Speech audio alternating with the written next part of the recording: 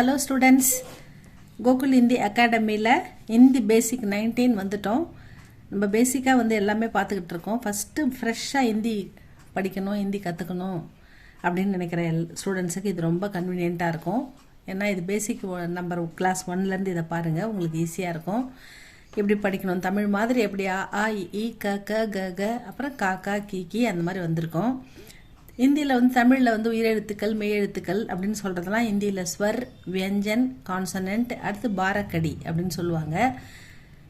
அந்த வியஞ்சன், அதாவது இதில் 8 ரோ இருக்குது. 8 ரோவில் நம்ம க க க கங்க பார்த்துட்டோம், ச ச ஜ ஜங்கவும் பார்த்துட்டோம், ட ட ட ட ந 3வது ரோ அது ஃபுல்லாக பார்த்துட்டோம். 4வது ரோ வந்திருக்கோம். இந்த 4வது ரோவில் த த த த ந இந்த எழுத்துக்கள் த த த இந்த 3 எழுத்துக்கும் நம்ம மாத்திரை அந்த மாதிரி அப்ளை பண்ணிட்டோம். 4வது எழுத்து த, இது ரெண்டும் த த, இது ரெண்டும் த த, இது ந. இது இந்த த எப்படி மாத்திரை அப்ளை பண்ணுறதுன்னு பார்த்துக்கிட்டு இருக்கோம். இது அக்கி மாத்திரா, எந்த ஒரு எழுத்து மட்டும்தான் வரும், எந்த மாத்திராவும் கூட அப்ளை வராது. அடுத்தது தமிழில் கால் வாங்குற மாதிரி ஹிந்தியில் ஒரு கோடு போட்டால் அது ஆ அப்படின்னு படிக்கணும். அ ஆ இ ஈ உ ஊ ரு ஏ ஐ ஓ ஔ அம் அஹ. இதுதான் மாத்திரா. இது 4th ரோ. த த த த ந, த த த த ந. இந்த தவுக்கு இந்த மாத்திரா நம்ம அப்ளை பண்ணியிருக்கோம். த, இந்த த மட்டும் எந்த மாத்திராவும் இல்லாமல் எழுதுனா அது த அப்படின்னு படிக்கணும்.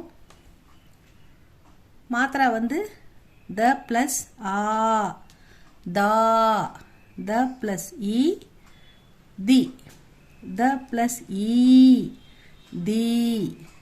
அடுத்தது த ப்ளஸ் உ து, த ப்ளஸ் உ து, த ப்ளஸ் ஊ து, த ப்ளஸ் ரு த்ரு, த ப்ளஸ் ஏ தே, த ப்ளஸ் ஐ தை, த ப்ளஸ் ஓ தோ, த ப்ளஸ் ஔ தௌ, the plus am them, the plus அஹ தஹ. அடுத்தது ரிவிஷன். த தா தி தி து து த்ரு, தே தை தோ தௌ தம் தஹ, த தா தி தி து து த்ரு, தே தை தோ தௌ தம் தஹ. இது நல்லா படித்து எழுதுங்க ஸ்டூடெண்ட்ஸ். இது நல்லா படித்து பாருங்கள், சொல்லி பாருங்கள். த த த த ந, இது 4வது ரோ. இந்த ந மட்டும் முடிஞ்சிட்டா இந்த 4 ரோவும் முடிஞ்சிடும். அடுத்தது மீதி 3 ரோ தான் இருக்குது. இதை எழுதிட்டு நம்ம அழகாக ஹிந்தி எழுத்துக்கூட்டி படிக்கலாம் ஸ்டூடெண்ட்ஸ். ரொம்ப ஈஸியாக படிக்கலாம். அதுக்கப்புறம் மீனிங் பார்க்கலாம், ஸ்போக்கன் பார்க்கலாம். சபா ஹிந்திக்கான எல்லா இம்பார்ட்டண்ட்டும் போட்டுக்கிட்டு இருக்கோம். February 26க்கு, February 14 சீனியருக்கும், February 22 ஜூனியருக்கும் எக்ஸாம் வருது இல்லையா. அதெல்லாம் ரிவிஷன் நல்லா பாருங்கள், நல்லா படிங்க. ஏதாவது டவுட்னா உங்களுக்கு கேளுங்க. உங்களுக்கு ஏதாவது புரியலைன்னா கூட கமெண்டில் சொல்லுங்கள். I will explain students. உங்களுக்கு எது தேவையானாலும் சொல்லுங்கள் ஸ்டூடெண்ட்ஸ், கமெண்ட் பண்ணுங்கள். இது உங்களுக்கு பிடிச்சிருந்தால் லைக் பண்ணுங்கள், சப்ஸ்கிரைப் பண்ணுங்கள் ஸ்டூடெண்ட்ஸ். தேங்க்யூ ஃபார் வாட்சிங்.